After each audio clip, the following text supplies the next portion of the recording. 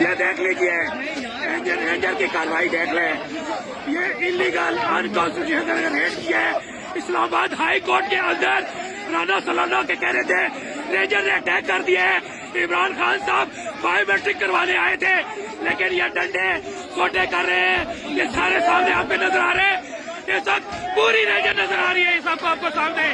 یہ اس وقت رینجر آ رہی ہے. ظلم و ستم ہے پاکستان میں ماشاء اللہ نہیں.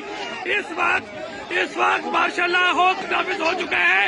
اس وقت انکانسٹیٹیوشنل کام کر رہے ہیں. طاقت کا بل ہوتا ہے. عوام کی طاقت ختم ہو چکی. کانسٹیٹیوشن ختم ہو گیا. قانون ختم ہو گیا. ہائی کورٹ کی عزت تقریب ختم ہو گئی.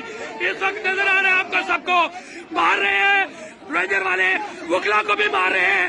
عام لٹیگیٹ کو بھی مار رہے ہیں. اس وقت لیڈر کو بھی مار رہے ہیں. میں ایک پرامن طریقے سے ویڈیو بنا رہا ہوں.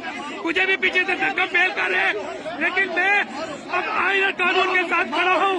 اور یہ دیکھ لیجیے یہ مارنے کے لیے یہ دیکھ لیجیے اس وقت ابھی تک رینجر بایو میٹرک والے کمرے میں گھسی ہوئی ہے. یہ ظلم و ستم نہیں چلے گا. ملک میں غیر فسطائیت ختم کرنی پڑے گی.